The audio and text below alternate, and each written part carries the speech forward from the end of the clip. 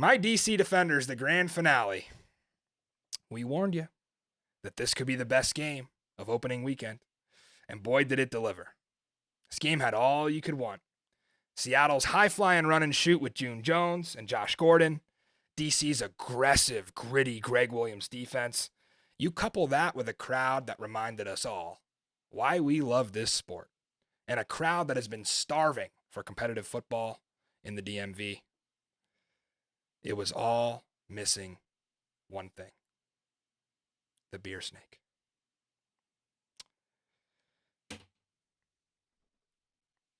So launch your lemons, DC. Heads up, Zuck. Had to contribute there. I contributed to the beer snake. Good catch, by the way. Much better than DC looked on the first drive, where they had several drops. But you are far stronger as a unit than the jabronis running Audi Field security. Remember that, DC fans. They can't stop you. And we will free the snake in week 3. I promise you that. Now into the game. DC dug themselves a hole to climb out of. 11-play, 70-yard drive for Ben DiNucci, ending up in a wild flip to Josh Gordon into the end zone. Great play there. That was the early lead, and I tweeted out, I thought the D looked a little bit soft, which I was surprised under Greg Williams, but of course, that was probably an overreaction. I haven't watched this team play in 3 years, so I was antsy.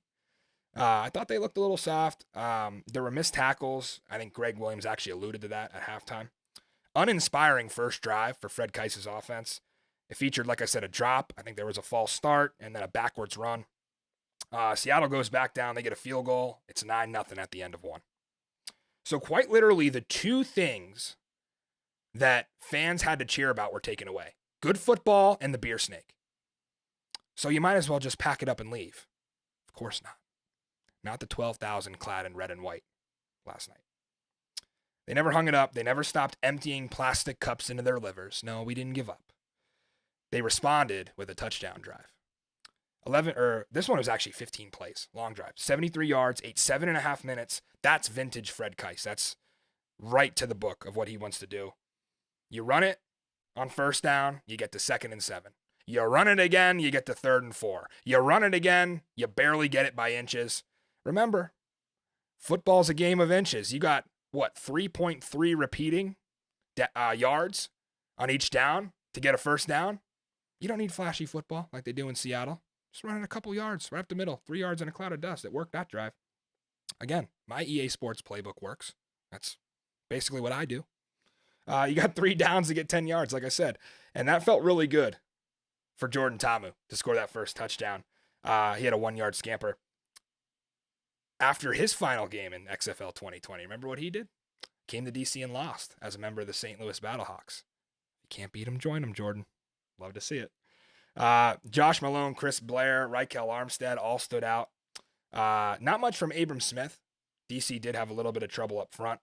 Big props to Ty Clary, backup center out of Arkansas. He stepped up big when Mike Maietti went down early in this game. I hope Mike will be back. He's going to be a huge loss if he's out for an extended time. Center is that one position, right? You can't afford to lose it in this league because guys are playing different positions, not a lot of linemen, not a lot of depth. So I was more worried than I should have been when Maietti got hurt, but Ty Clary cleaned it up. You have to clean up the false starts if you're DC. I think they had 4 or 5 in total in the game. And after the touchdown, the first touchdown by Jordan Ta'amu made it 9-8. The next 4 DC drives resulted in 4 3-and-outs and 1 total yard. I was getting worried. Zook saw it. We were watching here in Studio Z. I was pacing. I start to pace back and forth. I'm thinking, it's just not working. Fred Keis in the tent, calling plays. It's just not working. Seattle mixed in a score. Brilliant drive for June Jones' offense. Capped off by Brendan Knox, just bullying Santos Ramirez. 13-yard touchdown run for Seattle. And it was this point where Chris Zook got comfortable. Up 18-8. And that's why he wears the plunger tonight. Because you never get comfortable. And he even said it after the game. I thought we had it. How about Daniel wheeling, dealing, jet flying, that limousine riding son of a gun? DC's punter. He started all this. You might not realize it if you didn't watch every play of this game. He started all this. He sends a missile 55 yards to the Seattle 18. That set the entire stage. You had a false start, -5, a sack, -4, then the pick 6 that you saw in our highlights. Our best of the Boulevard, by the way, is not Seattle's Daniel Joseph, who got tossed from the game for what Dean Blandino detailed as a strike to the midsection. Dean, keeping it clean, keeping it PG, although many things in this broadcast were not. Dean kept it professional. This was a funny moment. Did you guys see the exchange that the officials had when they were trying to decide whether to toss Joseph or not? From what I saw, and I could have interpreted it wrong, the female official came up to the white hat, and she said, 96 threw a punch, he's out. That's the call. Okay, well, it's an ejection, so we're going to take a look at it just like we do everything in this league. And I think the white hat turned back to her, and he goes, I thought it was a nut tap. This is the XFL. This is what you're going to get. Our best of the Boulevard nominee, Mike Joseph. 2 second-half picks, 1 to the crib, 5 tackles. Honorable mention, though, Seattle's Jacquor Pearson, 12 catches for 95 yards. Really hard to stop. Kind of reminded me of the Deebo Samuel of that offense. The defenders escape 1-0. And I'm going to leave you DC faithful with 3 good things and 3 bad things here. Here's the pros. De'Aaron King got reps. He had a key 2-point conversion and the score that put us up. To me, it's simple. If you want to run and you're up in the game, use King. If you're down, you're trailing, need to throw it, maybe early on in the game, Jordan Ta'amu. But De'Aaron King needs to get his reps, for sure. If DC is trailing, there's no reason for De'Aaron King to be in. He's not a developed passer yet. In fact, Seattle had one fall right through their hands. I think it was deflected, but he almost threw a pick. He got real lucky there. So I think as he develops his passing, I think that's what you stick with. Use him to run, and you can still keep defenses guessing, because if you have to throw it with King, you can. The second thing that was good, the passion that I saw from Greg Williams. Remember, this isn't some sideshow league to him. This is a guy that coached the Bills. He was with the Jets. He was with the Browns. All over the NFL, right? Keep that energy, Greg Williams. Rip your assistants all night, because they're going to learn from it. We saw him really digging in. The third good was the home field advantage. I mean, what can you say here? Best fans in the league. DiNucci won't admit this, but Ben DiNucci was very clearly rattled.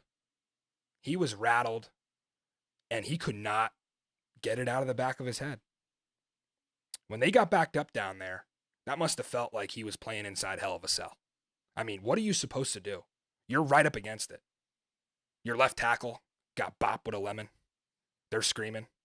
The beers are getting thrown so far you could feel them trickling down the back of your neck. That doesn't happen in Jerry World, where Ben DiNucci played in his NFL start. So, telling you, watch out for those DC fans. We can be dangerous. Here's the cons.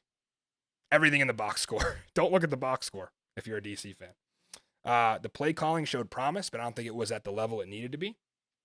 The guys up front held their own. Did not allow a sack in this one. So that's huge. The tight ends I thought would play much better. I thought this was a very solid room, and it might be, but they need to play better. Run game only went for 2.5 per carry. Not good. But the worst thing I saw was the clock management from Reggie Barlow. Not great. You cannot by any means call a timeout up 4 with 2 minutes left. Barlow stops the clock on 4th down to decide, do I want to go for it? Do I want to kick the field goal? Or actually, it was punt. So regardless, he calls a timeout. You can't do that. Seattle, I think at that point, had exhausted their timeouts, or they were going to, because they're going to need them for offense. So you can't call a timeout there. And I think a lot of DC fans probably thought the same. Got to clean that up. Obviously, they didn't get the 4th down there, so it gave Seattle all the time they needed. DiNucci took them 52 yards in 11 plays. All for naught. He dropped the lemon. He dropped the lemon on the goal line, and it was a broken play. I think it was an option pitch. It was supposed to be. The running back was a little too deep. Who knows? But we couldn't see it on the broadcast cameras, and when we went to the field view, you could see just dropped the lemon. So this was a great game to wrap up an electric opening weekend of XFL football, and my DC Defenders are 1-0, and Seattle's got to go back on the road, even though they're playing at home, to play on Thursday night. So who won the weekend? The DC Defenders.